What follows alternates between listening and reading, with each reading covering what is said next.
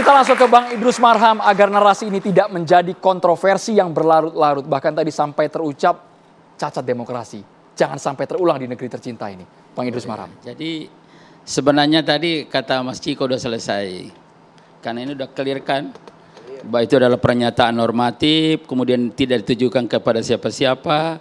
Lalu juga sudah clear, lalu sebenarnya kesimpulannya Mas Tejo udah? Belum Bang, masih 30 menit lagi Bang. Bukan, makanya kesimpulannya ada kata kunci, bahwa yang dimaksud di situ bukan mengganggu, tapi mengingatkan.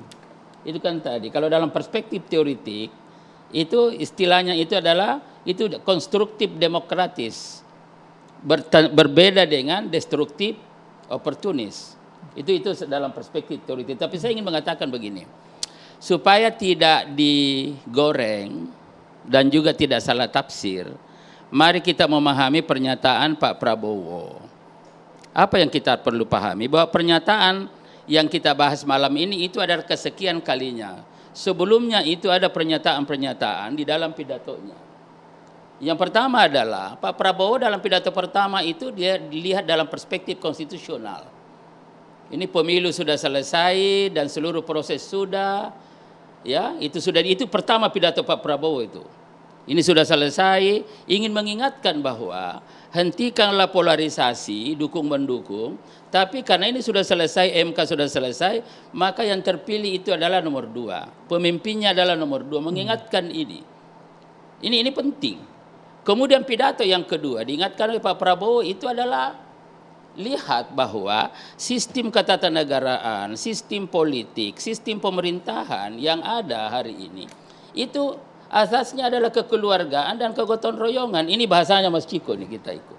Dan itu pidato Pak Bung Karno juga pada tanggal 1. Ya, pada tanggal 1 tanggal 1 Juni 45 itu sudah jelas ada di sini. Jadi harusnya semuanya dalam satu stadion yang sama. Ini adalah persatuan. Oke. Dan di sini juga Pak Prabowo juga ingin menjelaskan sebenarnya bahwa itu beda.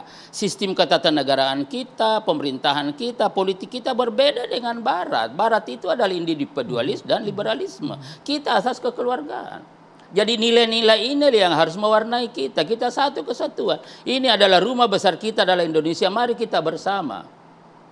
Kan ini. Nah, untuk mengelola negara kita ini, pidatonya lagi Pak Prabowo.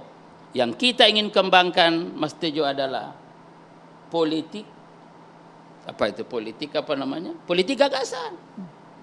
Supaya produktif. Dan di dalam konsep politik gagasan itu ada kritik. Gitu. Jadi ada perdebatan konseptual, ada gagasan yang menjadi instrumen politik kita yang dirumuskan dalam bentuk program. Kan ini kan semua nih yang dilakukan. Nah, lalu kemudian sebenarnya ini sudah sinyal. Pak Prabowo memberi sinyal. Silakan semua apapun posisi Anda, ya mau di dalam atau tidak, tetapi kami sebagai pemimpin yang dipilih oleh rakyat dan oleh konstitusi sudah memberikan suatu guidance bahwa hanya satu pemimpin.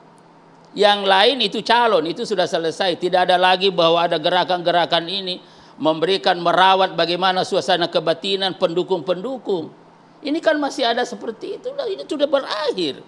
Karena sudah dilakukan seluruh proses hukum terakhir. Nah, karena itu mari kita berkreasi, mari kita berprestasi, mari kita melakukan sesuai dengan posisi kita. Tapi Pak Prabowo sebagai pemimpin yang terpilih dengan asas kekeluargaan, kegotong royongan, dan di situ ada semangat kebersamaan, persaudaraan, kekitaan. Kan ini semua. Ayo mari kita bareng-bareng. Tetapi karena itu tadi kata Mas Ciko sudah ada olahan ini, Anda usah masuk ini keluar PKS bagaimana PDP, ya udah kalau memang enggak sama-sama di koalisi silahkan. Tidak menghilangkan sifat kritis, silahkan semua. Nah ini kita juga paham Pak Prabowo. Jadi siapa yang goreng selama ini siapa Bang Idrus Marham?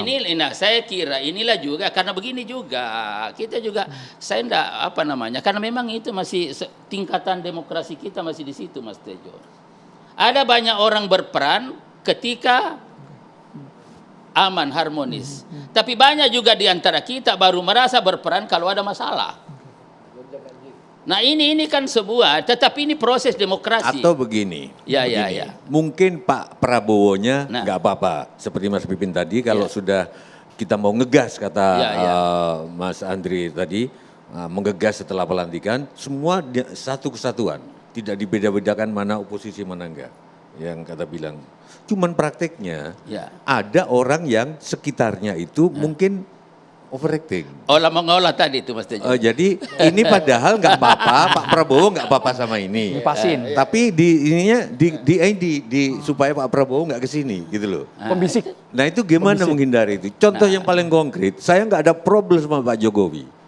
Cuman sering ngeritik iya, tapi seperti Pak Agung Gumelar bilang kritik tidak dari kebencian, tapi karena saya suka negeri ini. Oke. Pak Prabowo datang saya mantu, Pak Prabowo enggak, Pak Jokowi datang saya mantu. Tapi Sujiwo Tejo enggak divaksin waktu istana bikin. Kalau enggak, saya enggak divaksin loh, vaksin di AstraZeneca, di Oppo, di Galeri Di Nasional, seniman-seniman budayawan Jakarta Medan di situ. Merdeka. Dalam istana yang ngadain. Saya enggak gimana yo, Sujiwo Tejo bukannya saya merasa besar enggak di kalau akhirnya 3 hari kemudian saya diundang Dewan Pers untuk vaksin saya. Dewan Pers yang, kalau enggak saya sudah mati mungkin sekarang.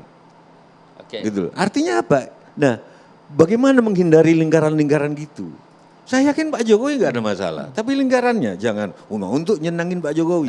Berarti yang ganggu dari dalam Mbah Tejo maksudnya? Yang ganggu dari dalam? Katanya kalau berbangsa dalam stadion harusnya sama dong. sama. Mau Tejo itu suka ngeritik, mau udah tetap vaksin aja. Jangan karena dia suka ngeritik nggak divaksin. Jadi Gitu loh. Mas Tejo, Mas kalau nggak ada Dewan Pers aku udah mati. Loh. Serius. Ini gimana ngatasin ini? Jadi gini dulu, saya ingin tuntaskan dulu Mas Tejo. Jadi secara konstitusional, secara konseptual, jadi pernyataan Pak Prabowo yang terakhir di PAN itu setelah ada kaitan dengan politik praktis. Itu yang dikatakan Mas Tejo tadi. Sudah ada olah mengolah. Nah, olah mengolah ini ada di mana? Kan ini kan sebenarnya itu yang saya katakan tadi, ada banyak orang yang berperan ketika ada masalah maka bikin masalah. Gini loh. Tetapi ada juga orang yang bisa berperan ketika harmonis, dan biasanya orang berperan dalam situasi yang harmonis itu konsep, bukan olah mengolah Mas Ciko. Nah, saya kira memang ini perlu ditingkatkan. Jadi kita kembali kepada ajakan Pak Prabowo bahwa politik gagasan, mengedepankan konsep siapapun. Nah, bagian daripada perdebatan konseptual itu ada sikap kritis. Olah mengolahnya di timing yang tidak tepat tapi Bang Idrus Marham sepertinya. Tapi kan begini, kan ini kan sudah dilakukan tahapan-tahapan yang ada Mas Sandro. Mulai dari bicara tentang konstitusi, bicara tentang bagaimana azas sistem ketatanegaraan kita, itu sudah bicara bahwa mengingatkan ke kita bahwa ini kita beda. Ini sistem ada asas kekeluargaan, kegotong royongan, semangat kebersamaan, kekitaan. Kita satu. Nah, supaya untuk merawat ini tidak bisa begitu saja, harus ada politik gagasan. Mari kita adu konsep, mari gagasan sesuai dengan peran kita politik masing-masing. Gagasan. Kan ini kan sebenarnya yang kita, nah itulah yang dikatakan tadi Mas Tejo, bahwa mengganggu beda dengan mengingatkan. Nah, ingin supaya ini mesti mengingatkan. Kang Pipin silakan. Apa mengingatkan? Menggunakan konsep sebagai instrumen. Itu Abang yang kita belum selesai. Saya itu khawatir dosa kalau gimana? membatasi abang kalau bicara. Jadi saya setuju. Kalau hanya sekedar mengingatkan ya, yang kita khawatirkan memang beda. Yang berbicara pengamat dan yang berbicara adalah seorang presiden. Tentu kita akan menakar. Karena seorang presiden itu dia punya otoritatif. Dia punya anggaran, dia punya aparat, dia juga punya penegak hukum, dan dia juga punya senjata, angkatan dan sebagainya. Sehingga kata tapi jangan mengganggu di situ, tentu liarnya adalah kalau mengganggu apa yang akan dilakukan. Nah itu. Jadi selalu nanti interpretasinya memang lebar. Makanya konsekuensinya Kang ya. Iya betul. Makanya di sini menurut saya ya, saya kira kita sangat berharap bagaimanapun ya, karena Pak Prabowo belum memerintah. Saat ini elected, tetapi pemerintahan masih Pak Jokowi ya. Dan kita sebetulnya punya kenangan yang cukup miris di era Pak Jokowi ini. Terjadi kriminalisasi, intimidasi. Kita juga melihat kalau catatan bahwa dari saat ini ya, Economist Intelligence Unit mengatakan Indonesia masuk ke negara demokrasi cacat sebetulnya. Dalam konsep politik, demokrasi yang cacat itu pemilunya baik, bersih, jurdil, tetapi kemudian ada intervensi terhadap kalangan tertentu, termasuk terhadap sipil. Tetapi kita semua menyaksikan kemarin itu pemilu kita tidak baik-baik saja. Bahwa bisa jadi tidak lagi cacat demokrasi, bisa jadi lebih dari itu, ya, lebih worse dari itu, lebih buruk dari sekedar cacat demokrasi. Nah tentu rakyat punya harapan kepada presiden terpilih nanti bahwa kita berharap demokrasi kita baik, ekonomi kita baik, lapangan kerja kita baik, tanpa tadi mengekang ekspresi publik, tanpa dengan cara mengancam satu dengan yang lainnya. Itulah sebabnya sekali lagi saya katakan bahwa lihatlah alur dan konstruksi berpikir Pak Prabowo jangan dilihat pada terakhir di PAN itu. Tapi Pak Prabowo sudah mengingatkan konstitusi kita begini nih warnanya nih. Sistem ketatanegaraan, sistem politik kita begini dan harus asasnya ini mengingatkan itu. Lalu bicara tentang bagaimana praktek ya posisi-posisi politik dan peran yang oposisi dan juga perilaku elit-elit yang ada, baik elit politik maupun elit-elit lain, ya itu juga memang di dalam perspektif politik praktis itu banyak menyimpang dari apa yang dikonstruksikan oleh Pak Prabowo. Karena itu ingin kita kaitkan. Lalu dikatakan tadi bahwa memang ada cacat demokrasi. Nah itulah di MK. Elit dari awal mana? Nah, misalnya contoh, ya, Bang Idrus, kami 10 tahun di luar pemerintahan. Ya, kami kritis, konstruktif. Ya, di luar pemerintahan. Tidak melakukan sesuatu yang dianggap mungkin mensabotase sebuah kebijakan. Contoh, kami menolak Undang-Undang Cipta Kerja. Kami menolak pemindahan ibu kota negara. Tidak ujuk-ujuk, tiba-tiba penolakan kami di akhir.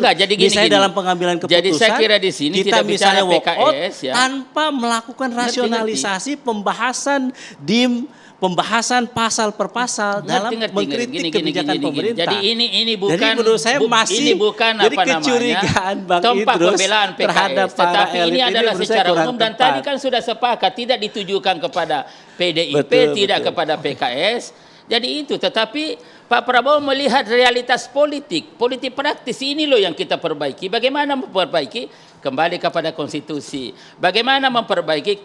Kembali kepada sistem ketatanegaraan, sistem politik, sistem pemilu dan lain-lain sebagainya yang asasnya ini nilai-nilainya ini. Dan kembali terhadap bahwa kita ingin bekerja sama, memang modal utamanya adalah trustworthiness. Kita harus saling percaya bahwa di antara kita, kalaupun kita berada di luar atau dalam pemerintahan, maka kita harus memberikan kepada orang itu kepercayaan bahwa kita sama-sama membangun bangsa. Bang Ciko, jadi bukan mengganggu satu dengan yang lainnya. Setelah ini, Bang Ciko. Ya karena itu Bang Idrus, karena itu kita harus jeda dulu hanya di Catatan Demokrasi.